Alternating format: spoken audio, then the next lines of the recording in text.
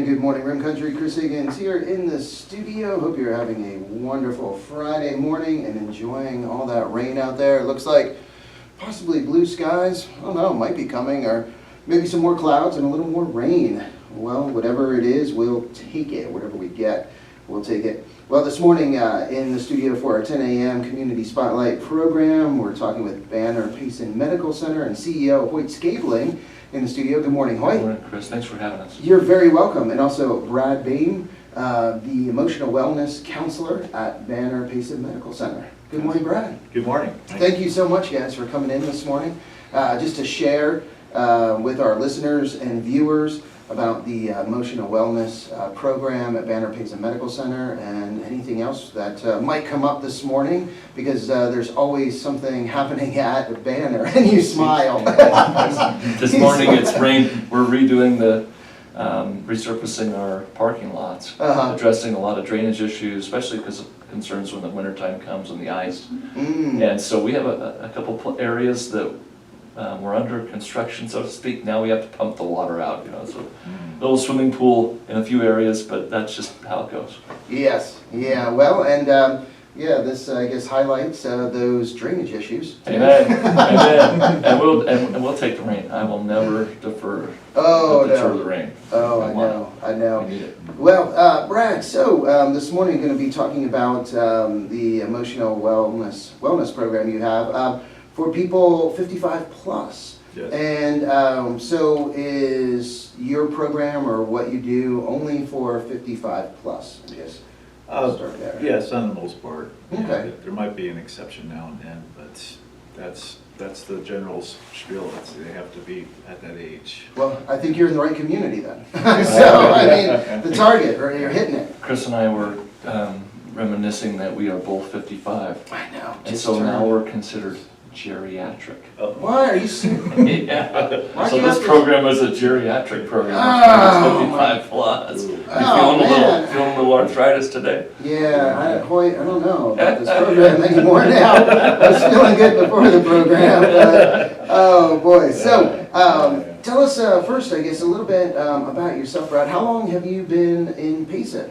Oh, I've only been in Payson since June. Since so June? It's only been about a few months now. Okay, and where did you move here from? I was in the White Mountains for 15 years. Okay. So that's mainly my stomping grounds, I guess. Yeah, okay. What brought you down to Payson? Well, part of it was employment and an opportunity to do something different too, you know. And you know, with most of my career, I've worked with different age groups. Did counseling and definitely did counseling on the res for some time. It's White Mountain Apache. Did that for like 8 years. So it's you know, this is something that's you know, I definitely have worked with this age group, but not solely before. Gotcha. So that's you know, it's a good opportunity. How do you like Payson so far? I think it's pretty nice. You know, it's I'm just it's amazing how quick you can get places around town. Yeah. It doesn't take that long. No. Even in the White Mountains, I know it is different because you have Show Low and Pinetop Lakeside, and it seems like driving between the communities, it's really stretched out. And it's not like here where 5-7 minutes you're like over other side Especially of if town. you know the back roads. Yeah. You know what I mean? Oh, there you go. Zip around. Yeah. Super convenient. I love it. Wow. So yeah, that's something that I think we forget when you live here a while. You kind of forget that sometimes, just how easy it is. I was talking with one of my colleagues this morning, and we were talking about how we love living in paradise, and how we've lived places where you were 3 hours, 4 hours from the airport. Oh, yes. And that's so you would try to recruit a therapist or a physician, and you're 4 hours from a major airport. That's hard. That's a long drive. You know, and so coming to Payson, we're like 90 minutes, you know, 80 minutes to the airport. We're loving this, and then you still have the rural ambiance and the quick driving around and the intimacy is really Yeah. nice. And not to digress, but so it was pointed out to me by a representative from Western Gene Company, I think Cinch, but she was out at College Rodeo. She said it's amazing because the event center, just to get to Payson, the event center, I think she said it 2 or 3 left turns. That's it. So you come out of the airport, you just do, I think, That's so 2 or true. 3 left turns, and you're at the Payson Event Center. And That's she so true. did many rural rodeos around the country. She said, oh my goodness, getting to some of these places, you're on a smaller plane, you have to take a little small plane, then you have to drive real far, like you said, hours, and it can be just, tough to get there. She said, you guys, it's so easy for you. Just a couple left turns. You're right here at the event center. So, yeah, real nice. So the emotional wellness program for people age 55 and plus, seniors, I don't want to say the geriatric gang. Hoyt. Medicare refers to this program as a geriatric program. Wow. I'm offended. But Yeah, but- It's hard to get used to that. Yeah, it is, yeah. Just not to accept it. Being geriatric has a good thing. There's wisdom and experience. Yeah, But we're excited. This program was opened during the pandemic, okay. and it opened in the October of 2020. Mm-hmm. And we wanted to bring a program that the number one underdiagnosed condition in citizens 55 or older Mm-hmm. is clinical depression. Wow. And so examples of patients that needs Brad's help in the program, patients who have lost, a child dies before they die. Mm-hmm. And that's something we just don't expect or want, and it's tragic when it happens. Or I lose a spouse. Mm-hmm. Yeah. Or I have a heart attack, or I have congestive heart failure, or I'm having trouble breathing. I can't hike as much as I used to, and life changes that lead to discouragement can actually become a clinical depression, which can be terrible for your health and can take any other condition you have and make it worse. Mm-hmm. So this program, proven across the country, when administered effectively, can change lives and create happiness and quality of life in the golden years Mm-hmm. that can be full of lead. Mm-hmm. Right. Yeah, so, Yeah. right, if you can tell us sort of the mission of this program, or what the goal Yeah. of this program, what you try to accomplish. Oh, that's It's pretty broad. I will try to explain Yeah, that. yeah. But I think that the mission is basically to reach the mental health needs, reach and meet the mental health needs of people in that age group. Okay. And it's a big span of ages. It says 55 and older, but most of the people I see are 60s, 70s, 80s. I don't think I have anyone in their 90s yet, but I mean it's reaching people in that age group. And like what Hoyt was saying, one of the there's a strong mental health need for that age group, and I think the last community health needs assessment, mental health was the top number one issue, Yes. I think, wasn't it? Yes, it was. Yeah, and that was for this area, for Gila County, and I think for Payson specifically. Yeah, northern Gila County and the surrounding areas. Yeah. Every 3 years, we conduct a community health needs assessment, and each of the last 3 community health needs assessments results showed mental health as the number one Huge. need in our community that Yeah. it's hard to meet. So having Brad with your training, Yeah. coupled with the psychiatrist, you might talk a little bit about the program. How does it work? What if I were to self-refer to this program, or my physician or provider referred me to come see you? Yeah. What would I experience? What are the possibilities, and how does that work? Okay, well, I'll explain the program then. Yeah. So we do both I do both group counseling and individual, and then there's the psychiatry that's telemed as well. It's a possibility if there's a need for that. Groups are twice a week. They're 2 hours apiece, and often incorporate life skills. Every week is a different topic: stress management, change, emotions, thoughts. Whatever's discussed in the groups often correlates with the topic regardless, you know, because they're broad topics. Yeah. So, and yeah, I provide materials as well to supplement the group, and it's often part support, part psychoeducational, and part group therapy. You know, so it's kind of combined all together. You know. And then individual counseling. You know, some people prefer something more private, where you can get more more in depth with things, and it's more specific to that person. So we do that as well. Right, I do that as well. I'm the only therapist.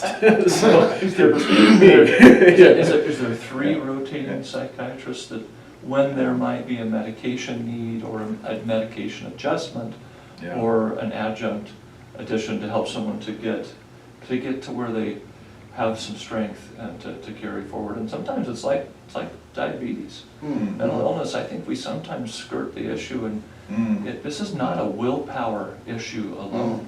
Every disease process requires willpower, but mental illness requires an engagement, but it's not just your willpower. There's ways that we can help with some chemical imbalance and different things. So that's telemedicine. That Brad would refer the patient and bring in psychiatrists out of Banner's behavioral programs. That's really neat. So we don't have to travel to the valley for that and to help. And what I'd like, if there's a listener out there who has gone through some of the trauma that we've talked about, or just kind of can't figure things out, why am I just kind of giving up on life? What's going on? When you come, is your group therapy involve lunch all the time, or just certain groups? Oh, that used to be. Okay, not doing therapy. I know, it's kind of morphed a little bit. Okay. You know, that was when we were doing 3-hour groups, and it was just a little too much for a lot of people. Okay, too lengthy. Kind of brought it down to 2 hours, so it's in the mornings now. It's 10:30 to 12:30, so they can still have lunch afterwards. Yeah. We do have some sort of snacks available. I see. There's grazing that's occurring. There's grazing that's occurring, and the medication. Yeah, that's another topic as well. You know, and I think for some people, the anxiety, the depression is so strong that they can't really work through it in counseling until they're able to kind of bring it down a little bit, so they could be able to do that. You know, and I don't think you can't just do medication alone by itself. No. And sometimes counseling isn't enough by itself, and sometimes there's a need for both. You know, in order just to kind of be able to get through it. And yeah, you don't have to be crazy to get into counseling. You know, No. it's like I think there's a life stigma. issues. I worry. Yeah. Clinical depression is a challenge in my family, and there is genetical predispositions to some of these conditions, and Sure. and I felt like our family didn't like to talk about it. Yeah. And that's been a national issue and a cultural issue in America and every country, frankly. Sure. You know, you read in the Bible type of things, so there's just what we don't understand worries and scares us when we try to. But now I think there's been a lot of more forward thinking. It's become more embraced. We're trying to prevent suicides in teenagers and in adults, and so even at work, we work with the medical staff, physicians. There's been a higher suicide rate through the depression or through the pandemic and after. So at Banner, we're very open. We discuss it. We want anyone that's even having any of those types of thoughts long before they become ingrained in them to address them. So for any listener out there, I would just say if you're struggling with happiness and just getting out of bed emotionally, and you're not going to church anymore, you're not going to get your hair done, you're just becoming a recluse, your family's commenting, you're not answering calls, you're not returning text messages or emails, this is a chance. Come in. Brad's a loving guy. Every patient loves him. You have such a great, seriously, it's just been fascinating to watch. People love Brad because you're just unassuming and you deeply care and you're very passionate about trying to help people. And so I hope, could you speak about why does group therapy work? You know what I mean? It sounds, it's kind of, but it's kind of interesting to talk about is, what do you mean group therapy? Why would that be helpful to me? Well, I think for some people, they just, it helps that there's, just to know that there's other people struggling with something similar, you know. So at the group I'm in that I have right now, a lot of them have some sort of anxiety challenge that they're feeling. and it's like just knowing that somebody else is going through that too. You're not alone. That seems to help, you know, and that's why it kind of morphs as a support group too, in a way. But you know, I think some people they need a lot more than just counseling once a week, and they really could use something more, something that's more content, more information, and you know, the group's going to help with that as well. So it helps them to identify with, you know, what are some really good tools to get through stress, to get through, to challenge some of these emotions I'm having, the thoughts, you know. And it really does help too, because in a way, I think a lot of times when they're talking in the groups, like I said, they're going through some similar things, so they kind of support each other, and there's something interesting with those dynamics. You know, they get so much out of it. The people that are going. We are designed as being born into families to be with people. Mm-hmm. I wish I could remember the source that I'm quoting from, but stated that 2 acts of service per week, and that doesn't mean go do physical things, say hello or how are you, or listen carefully to someone and offer empathy. 2 acts of that type of outward thinking of someone else can make the difference between feeling depressed versus feeling happy.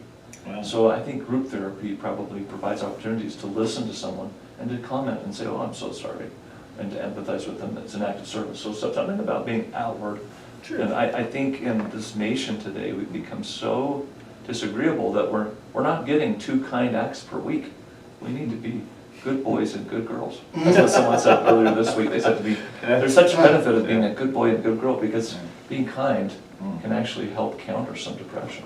But when you're alone, there's no one to be kind with. So being in a group, socializing has some natural benefits. Yeah. Definitely, that's a big part of it, Yeah, for sure. And you mentioned other benefits, just to hear other people share, so you know you're not alone, because that's a part of, I think, depression and thinking, oh, it's just me, it's just me, it's just me, but to know that other people going through similar situations or struggling. Kind of counterbalance to social media. Yeah. Because in social media, you mostly read everyone's better than them, and their life is so much better. It's all the positive events you see. To go sit in a group therapy where others are struggling, you realize everyone's not living nirvana without me. Yeah, and then tools, Exactly. you mentioned tools, Brad, and that's very important. So people sharing tools or practices, things that have worked for them and helping them to overcome. So you're hearing that, and that's encouraging. And like you said, Hoyt, just kind of communing with each other and being nice, and those opportunities as well. And that's great. Glad you mentioned that you offer both. So this program offers both group counseling and one-on-one counseling. Oh, yeah. In fact, most people prefer individual. You know, Okay. Yeah. because we could get to the more of the in-depth stuff, you know. And I think some people just are more private. You know, it's just what they want to do. They don't want to share a lot of things. The groups that I do, there is that part though. We all agree that it's kept there. You know, what's said in a group stays in a group. It's not, doesn't go anywhere. You know, and everyone agrees. You know, so I got to get everyone to agree on that, because there's other people in there. You know, we don't want people talking about each other. It's a small enough community. Yeah. That happens without that. It happens without that. Do you have in recognizing confidentiality, no specific reference to any person, but can you describe the successes you've seen in your career from people who might be really reticent and hesitant to seek help, but that were paid off? Do you have any, can you describe any successes? Oh gosh, there's plenty. Yeah. But I mean, both in individual and groups, I think the initial challenge I think a lot of people face is that first step, getting that help. you know, getting the counseling, going to the groups. I think once they're in there, they realize it's okay. It's fine. I can talk about some things, you know. And it's overcoming that hurdle. And I think when people are able to do that and accomplish that, you know, there's a certain amount of emotional freedom that goes with it, you know, and they start feeling like they could get through this stuff. They have increased self-confidence and self-esteem in order to tackle some of their issues, you know. And I think there is definitely initial resistance, both with individual and groups. You know, it's going through those steps to get through that so that they're able to feel more confident and be able to address their issues. And plus, they realize, well, I can be open about this. You know, I can talk about this. You know, and once they're able to, that's where healing and growth happens. You know, because you can't really heal and grow unless you're able to admit to what's happening. Face reality. Yeah. I love some of the stories with this program over the years. Yeah. It sounds so simple, but Sure. family members concerned, hey mom, you just don't seem yourself. Mm-hmm. And then now 6 weeks later, it's good to see mom, seems like you're back, you know. Yeah. And it's simple, but it's powerful. My mom struggled during the pandemic being isolated because she was a high risk with pneumonia prone, and so it was a potential death sentence to acquire COVID. I mean, maybe some exaggeration there, but she was really, so she didn't have family visitors, and so it was all phone and virtual. And I could see similarly what others become isolated by choice or because of feeling depressed and feeling hopeless and those types of things. Is 6 weeks can make a difference. Sometimes it's longer. Sometimes I don't know if your average length of counseling, is it 12 weeks? Is it 16 weeks? It depends on the person. It depends on the person, you know. Yeah. You know, and people come for different reasons. Yeah. Some just need to vent. They need to just, it's like someone you can talk to that's not family, that's not gonna talk about your issues with everybody else. It's Non-judgment. just to vent. Place to be. Yeah, you know, and I mean, and others, they want to work through it, you know, and some, it's both, you know, but it's, I mean, that's part of it. It's just getting it out. Yeah. It's talking about it, Yeah. you know, and I think there's a certain amount of just emotional freedom with that too, you know, being able to do that, just talking about it, you know, because so many people just keep it in and keep it in. And it festers. You keep it in enough, it's going to fester. It's going to come out physically. It can come out as depression and anxiety, just by keeping it in, you know. And so many people do that, you know. And they do it for different reasons. You know, they don't want to be judged, or they don't want to draw attention to themselves, or they don't want to put their burdens on somebody else. They keep it in. You know, or they have to look strong and feel strong. There's probably 100 different reasons why they do that, but you know, that's the thing. You know, I think that's another part of it. The physical nature, it's going to leak out somehow, and sometimes it leaks out physically. Yeah, it can be a compounding factor in trying to heal from other conditions. Yeah. And on the flyer you brought, it does say that you accept most insurance plans, including Medicare. So that's something, if someone is concerned, they say, well, this isn't covered by my insurance. Well, they could always call our front desk. The person that's usually at the front is Cherie, and she's really good about that. You know, she'll check the insurance, or most of the time she just knows, like, yeah, that's covered. You know, we know which payers are going to accept and value this. And most insurance companies understand that if this is not managed, it's going to lead to degradation in care and much more challenging health issues to manage. And I've learned that by small and simple things, you know, quoting scripture, are great things brought to pass. And this is maybe a small thing in people's mind, but it can create great obstacles or great success in your life. Sure. Yeah. So one of the things in the side-by-side program, cardiopulmonary rehab in your office, we have patients that have had heart attacks and are suffering from breathing issues. And one of the biggest challenges in treating those conditions is patients don't show up for their therapy. Their life has changed. I can no longer walk from the parking lot. I get to the grocery store to get to a cart, and I'm breathless. And so I turn around and walk back, and I start. And so the mental wellness has great power in all parts of our life. And so when we are feeling mentally weak, exhausted, worn out, giving up, to come talk to Brad, and who has professional training, structures, tools, and options of, if necessary, he can judge if there might need to be a medication to help, then brings in the psychiatrist to manage that safely, and whether it's temporary or long-term. It's a great program. Well, I mean, you raised a good point. I think that's a big part of it.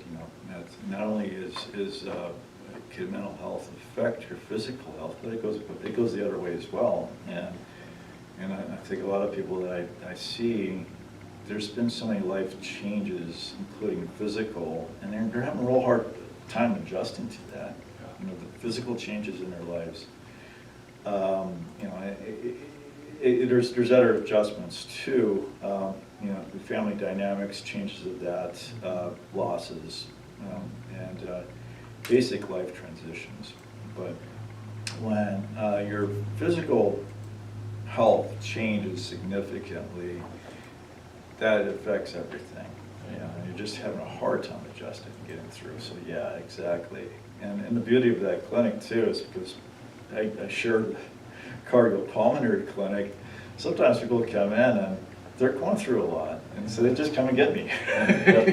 Which we've designed those programs where where Brad can help our cardiopulmonary rehab patients. It's actually been shown as part of the treatment plan to involve him, to sit down and say, hey Hoyt, let's talk a little bit about what you're going through, rather than let's just start exercising you safely and finding a way to get your physical health back. Let's talk about it at the same time, and that really increases the patient's decreases the no-show rate dramatically, the patient's engagement, and then we have some really fun success stories in that department too, that Brad is part of, which we're grateful for. And people can do both. And they can do both. They can do both. So if you know a loved one who suffered a heart attack, or they're not able to do the physical activity they wanted to in the past, and they're afraid to try. That's what cardiopulmonary rehab is about: is guided, physician-guided, therapist and nurse-guided exercise, and safely in an environment we can get you back to it. Your new ability to exercise safely, to restore as much activity as possible, with mental health as well. Well, there you go. It is my time, 11:30. Wow, all right. I know already, and just wanted to give out your phone number here, because the phone number to your office is 928-596-4575, and you're located at, excuse me, 803 South Ponderosa Street, Suite A. So that is green roofed buildings. It's where it's next door to where we once had pediatric care there. Yes. Gracie Lee Hott Education Center was there formerly. So it's right there in front of the helipad. In front of the helipad. Away from the hospital. There we go. Yes. So again, that phone number 928-596-4575. Well, thank you so much, Brad, for coming in this morning and sharing. Thank you. And thank you, Hoyt, for everything you do with Banner Payson Medical Center, also the community, because Banner Payson Medical Center is just a really big part of our community. Thank you. It's an honor. We're grateful that Brad came to join our team to help us to serve the community. There you go. I saw you. I saw you flying in on the helicopter. Yeah, that was a highlight of my life. I only had 2 hours notice. I said, hey, would you like, so-and-so wasn't able to join us, would you like to help deliver the game ball? I'm like, heck yeah. There you go. There you go. Hey, well, thank you to everyone listening and watching this morning. Again, thank you, Banner Payson Medical Center. Time to get back to the music here on KRIM with some Walter Egan, Boss Skaggs, Counting Crows, and more. But first, let's get an update from the National Weather Service. And also tonight, homecoming night, the football game kickoff is 7 p.m. and you can watch the live stream on our KRIM YouTube channel. So guys, hope you have a wonderful Friday and a great weekend. Thank you.